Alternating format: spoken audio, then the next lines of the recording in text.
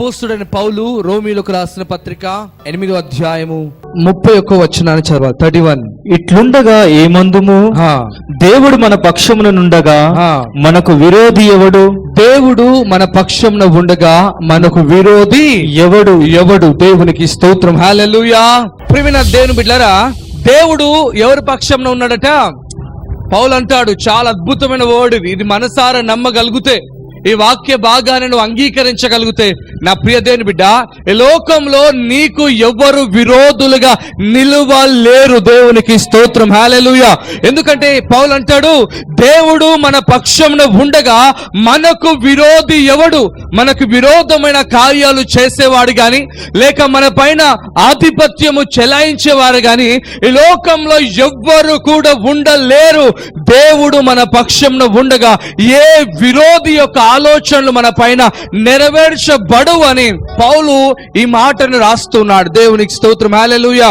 దేవుని బిడ్డలారా, మన జీవితంలో ఇదొక బలమైన, శక్తివంతమైన వాగ్దానముతో కూడిన మంచి మాట అన్నమాట.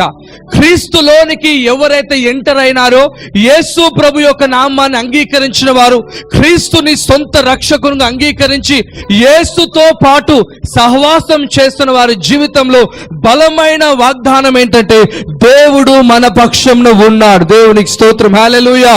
యేసులోనికి నువ్వు రాకముందు నీ పక్షంన అనేకమైన వారు ఉండొచ్చు. యేసు ప్రభువును అంగీకరించక ముందు నీ పక్షంన చాలా మంది ఉండొచ్చు.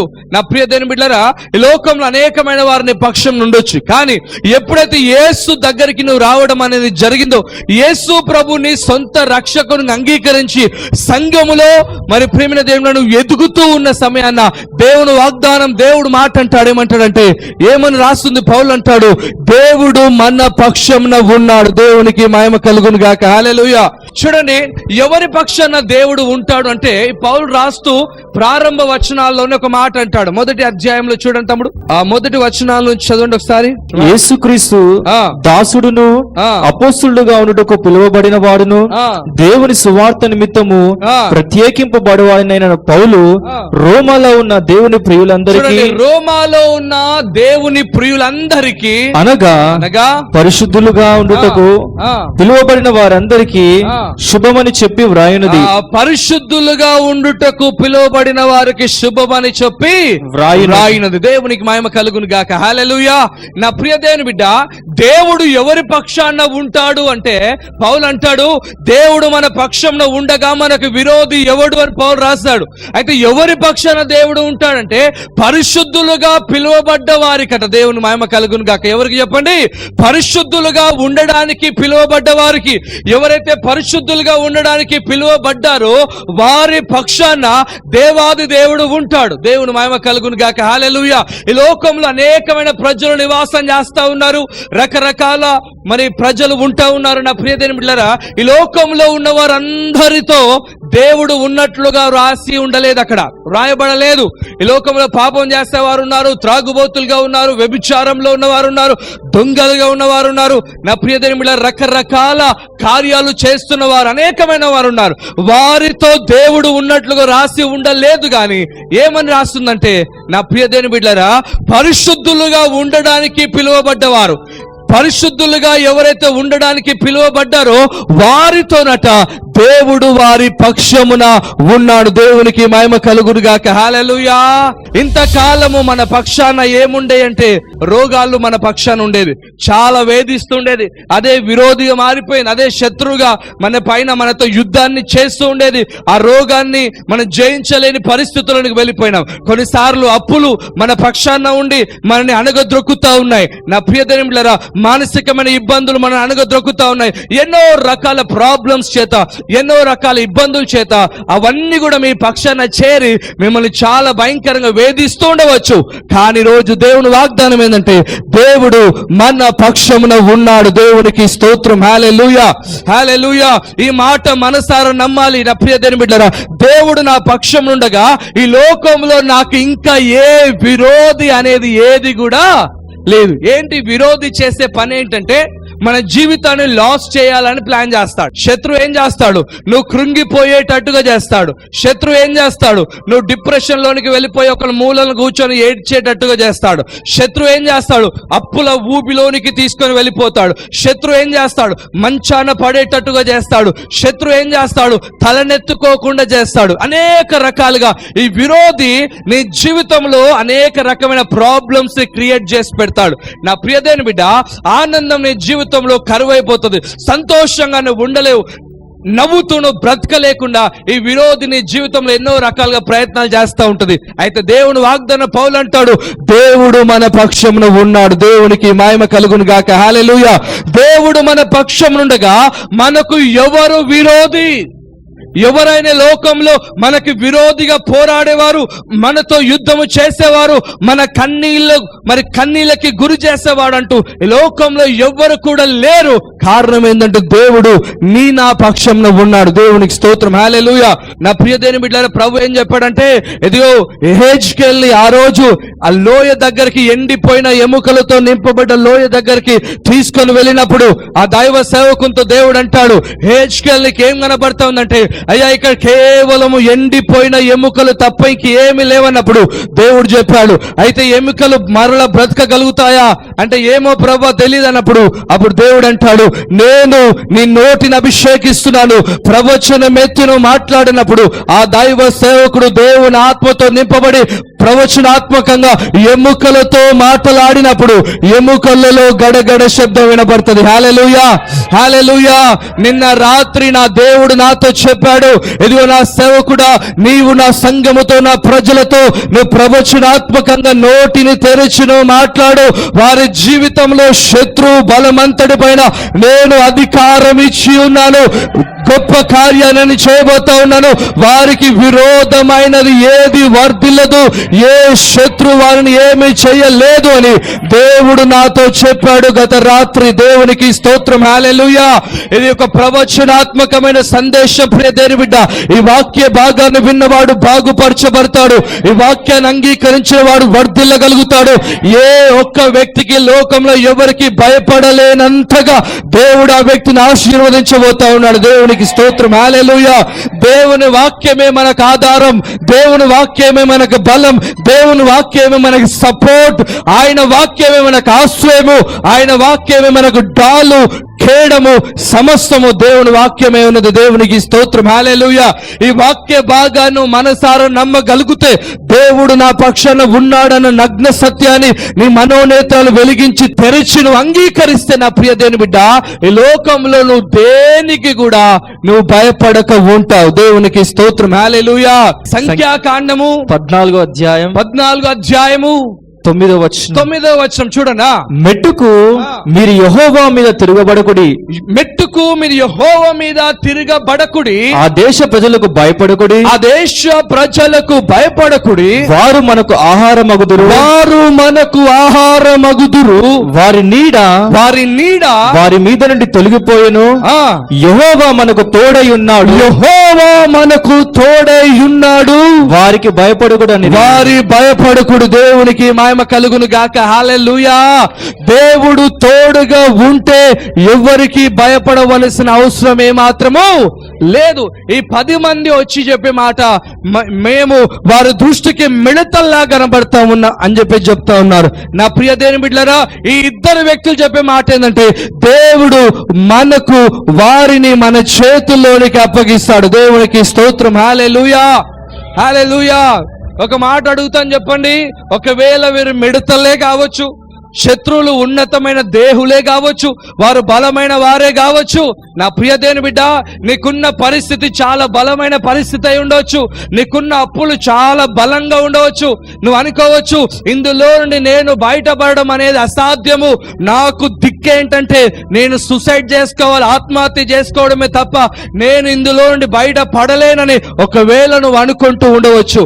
లేక నా ప్రియ దేవుని బిడ్డ, నీకు కలిగిన రోగం ఎన్నో రకాల ట్రీట్మెంట్స్ జరుగుతా ఉన్నా, ఎంతో మంది వైద్యులు పేరు పొందిన డాక్టర్స్ దగ్గరికి వెళ్ళినా నీ రోగము నయము కాని పరిస్థితిలో ఉన్నప్పుడు నువ్వు అనుకుంటుండవచ్చు, ఇక మీదట నేను బ్రతకడం కష్టము, నేను చనిపోవడమే మంచిదని ఒకవేళ నువ్వు అనుకుంటుండవచ్చు. లేక నీ పరిస్థితులని చాలా ఎత్తుగా ఉన్నతమైనవిగా కనపడుతూ ఉండవచ్చు. నా ప్రియ దేవుని బిడ్డ, నీవు వాటి ఎదుట మిడతల్లాగానే కనపడుతుండవచ్చు. కానీ రోజు ప్రభు చెప్తున్న మాట, నేను నీ పక్షంలో ఉన్నాను. దేవునికి స్తోత్రం. హల్లెలూయా, హల్లెలూయా. దేవుడు ఒక మిడత పక్షాన ఉంటే విజయము ఎవరిది చెప్పండి? శత్రువులు బలమైన వారు. కానీ దేవుడు ఒక మిడత పక్షాన ఉంటే ఎవరు గెలుస్తారు చెప్పండి? మిడత గెలుస్తుందా? శత్రువులు గెలుస్తారా? చెప్పండి, ఎవరు గెలుస్తారు? మిడత గెలవడానికి గల కారణం ఏంటి? దేవుడు మిడత పక్షాన ఉన్నాడు. దేవునికి స్తోత్రం. హల్లెలూయా. నా ప్రియ దేవుని బిడ్డ, ఈరోజు నీవు నేను మిడతలం కాదు, మనం ఎవరమో తెలుసా? రాజులము, యాజక సమూహము. హల్లెలూయా, హల్లెలూయా. దేవుని సొత్తైన ప్రజలమై ఉన్నాము. నా ప్రియ దేవుని బిడ్డరా, దేవుడు మన పక్షంలో ఉండగా మనకు ఎవరు విరోధులు లేరు. రోగము నిన్ను చూసి భయపడాలి. దేవునికి స్తోత్రం. హల్లెలూయా. ఒక మాట చూద్దాం, చూడండి. దినవృత్తాంతం 2వ దినవృత్తాంతంలో 32వ అధ్యాయము 7-8 వచనాలు చదవాలి. మీరు దిగులు పడకుడి, ధైర్యము విడవకుడి. అశ్షూరు రాజుకైనను అతనితో కూడా ఉన్న సైన్యం అంతటికైనను, చూడండి, అశ్షూరు రాజుకైనను అతనితో ఉన్న సైన్యం అంతటికైనను మీరు భయపడవద్దు. చూడండి, మీరేం చేయొద్దు? భయపడవద్దు. మీరేం చేయొద్దట? ఏ మాత్రం కూడా భయపడదు. దేవునికి స్తోత్రం. హల్లెలూయా. ఈ అశ్షూరు రాజు అన్నవాడు, నా ప్రియ దేవుని బిడ్డలారా, యెరూషలేం పైకి దండెత్తి వస్తా ఉన్నాడు. ఎందుకంటే అక్కడ ఉన్న ప్రాకారాలను లోబర్చుకోవాలని, స్వాధీనంలో తీసుకోవాలని శత్రువులంతా దండెత్తి ఆ ప్రాంతానికి వచ్చినప్పుడు, నా ప్రియ దేవుని బిడ్డలారా, దేవుని వాక్యం అంటది, ఇదిగో అశ్షూరు రాజుకైనను వారి సైన్యం అంతటికైనను మీరు చూసి భయపడొద్దు, జడియొద్దు, విస్మయం పొందవద్దు, విస్మయము నందవద్దు. అతనికి కలిగి ఉన్న సహాయము కంటే, అతనికి కలిగి ఉన్న సహాయము కంటే, అతనికి శత్రువులు లేకపోతే అతనికి అనేకమైన సైనికులు సహాయంగా ఉన్నారు, మరి వారికి కలిగిన సహాయము కంటే ఎక్కువ సహాయము మనకు కలదు. బిగ్గరగా చప్పట్లు కొడదామా? హల్లెలూయా. శత్రువుకి కలిగిన సహాయము కంటే, శత్రువుకి కలిగిన సహాయము కంటే నీకు కలిగిన సహాయము ఎక్కువ. Praise the Lord. నా ప్రియ దేవుని బిడ్డ, మరి దేవుడు మన పక్షంలో ఉండగా సాతాను యొక్క బలము మన జీవితంలో ఏ మాత్రము పనిచేయదు. అందుకే బైబుల్ అంటది, నీవు అశ్షూరు రాజుకైనను వారి సైన్యములకైనను ఏమాత్రం భయపడదు, దిగులు చెందకు. వారికున్న సహాయము కంటే ఎక్కువైన సహాయము, వారికున్న సహాయము కంటే ఎక్కువైన సహాయము మనకు కలదు. హల్లెలూయా. మనం ఈ లోకంలో ఛాంపియన్ అండి. Praise the Lord. ఎందుకు ఈ మాటని నొక్కి చెప్తుంది తెలుసా? ఆడేమని రాస్తుంది?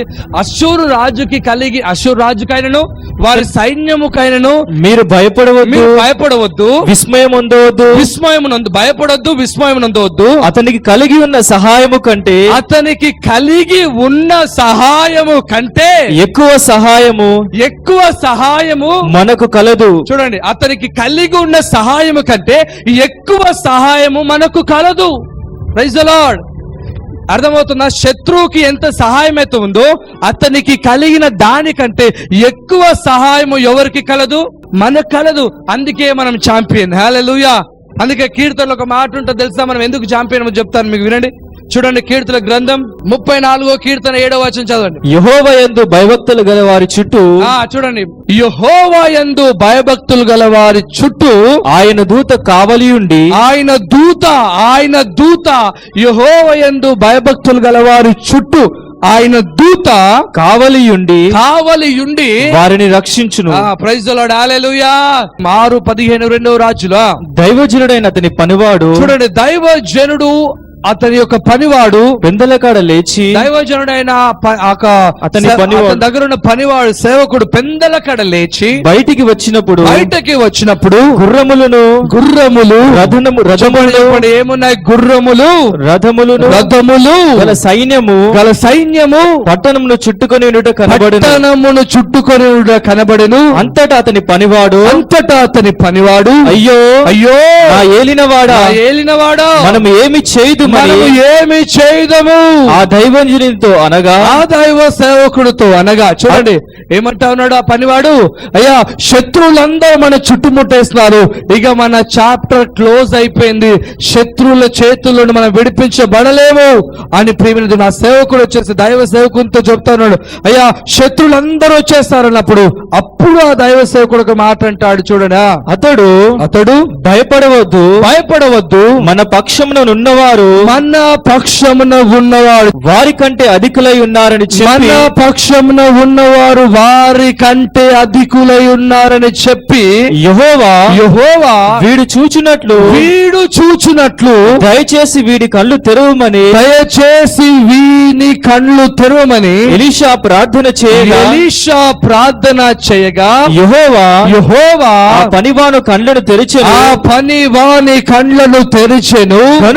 కనుక వాడు ఎలీషా చుట్టూ పర్వతములు అగ్ని గుర్రముల చేత రథముల చేత నిండి ఉండుట చూచెను. దేవునికే మహిమ. హల్లెలూయా. చూడండి శత్రువులందరూ చుట్టుకున్నారు, పనివాడు చూసి భయపడుతున్నాడు. అయ్యా శత్రువులందరూ వచ్చేసారంటే దైవసేవకుడు చెప్పాడు, అయ్యా వాళ్ళకున్న బలం కంటే మన బలం ఎక్కువ అని చెప్పి ప్రభు దగ్గర ప్రార్థన, దేవా వీడి కళ్ళు తెరువు, నాతో ఉన్నాడు కానీ కళ్ళు మూయబడ్డాయి, వీడి కళ్ళు తెరువు అని ప్రార్థన చేసినప్పుడు వాని కళ్ళు తెరవబడగానే అప్పుడు ఎలీషా చుట్టూ ఏమున్నట పర్వతాలున్నాయి, అగ్ని ప్రాకారాలున్నాయి. దేవుని మహిమ కలుగును గాక. హల్లెలూయా. గుర్రములు, పర్వతాలు, దేవుని అగ్ని అలాగున ఈ ఎలీషా చుట్టూ ఉన్నట్లుగా ఈ సేవకుడు చూశాడు. దేవునికి స్తోత్రం. హల్లెలూయా. ఈ సేవకుడు చూడకపోవడానికి గల కారణం ఏంటి తెలుసా? దైవ సేవకుడు ఏమని ప్రార్థన చేశాడు? వీడు చూచున్నట్లుగా దయచేసి వీని కళ్ళు తెరవాలి. ఈరోజు నీ చుట్టూ కూడా దేవుని దూత కాపుదలగా ఉంది. నువ్వు చూడాలంటే నువ్వు ఇప్పుడు ఏం చేయాలి చెప్పండి? ఏం చేయాలి? నీ కళ్ళు తెరవాలి. రక్షించబడ్డ వారి చుట్టూ దూతలు ఉన్నారు. Praise the lord. యెహోవా యందు భయభక్తులు గల వారి చుట్టూ దూత కాపుదలగా ఉంది. ఈ దృశ్యాన్ని మనం చూడాలంటే మన కళ్ళు తెరవబడాలి. హల్లెలూయా.